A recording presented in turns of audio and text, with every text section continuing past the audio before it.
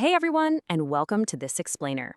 Today, we're zeroing in on a topic that literally affects almost all of us, real estate. Specifically, we're looking right ahead at the horizon to unpack the latest data and forecasts for the late 2026 real estate market. Whether you're holding onto your current property, looking to buy your very first home, or maybe gearing up to sell, understanding the structural shifts happening right now is absolutely critical for figuring out your next steps.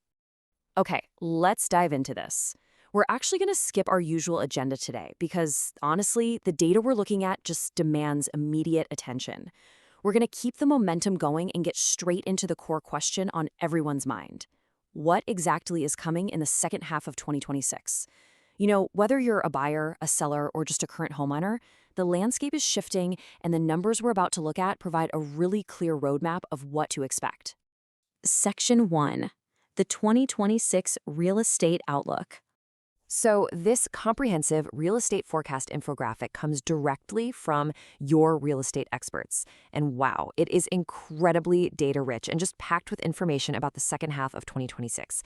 What we're going to do in this explainer is systematically break down this huge visual, pull out each major metric, and turn the whole thing into a clear, actionable forecast that you can actually use. Section 2. Rates and price growth. All right, 6.3 to 6.4%. This specific range is a real game changer.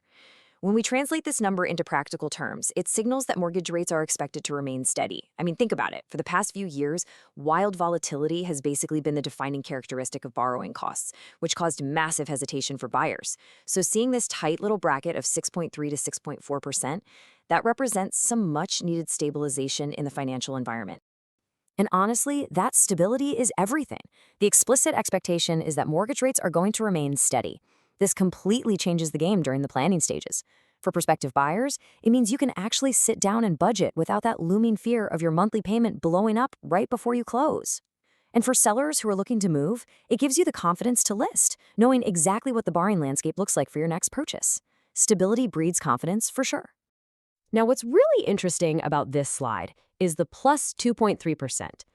You might just assume that with rates holding steady in the sixes, home prices might flatten out, right? Maybe even drop a bit as demand adjusts. Actually, scratch that, the data points in a completely different direction. This is the home price growth forecast for 2026. Despite those steady borrowing rates, home values are still projected to grow by 2.3% over the course of the year. What this tells us is that the underlying demand, paired with housing supply dynamics, is still pushing asset values upward.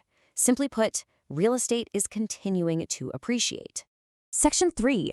Equity and market volume.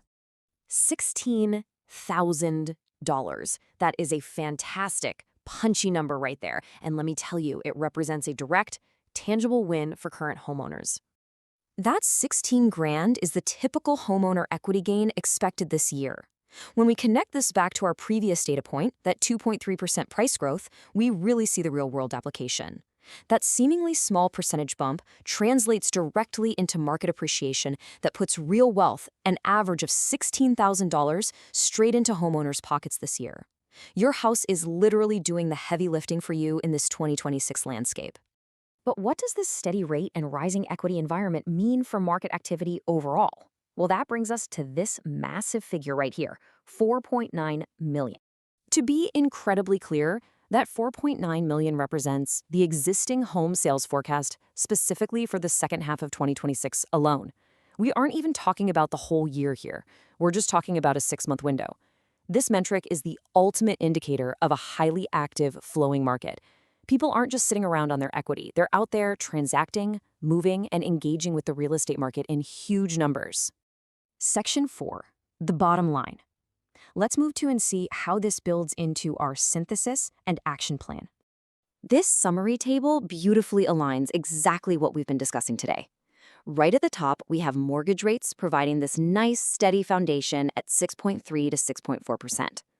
Building on that foundation, we have home price growth at a very healthy 2.3%, which in turn generates a typical equity gain of $16,000 for homeowners.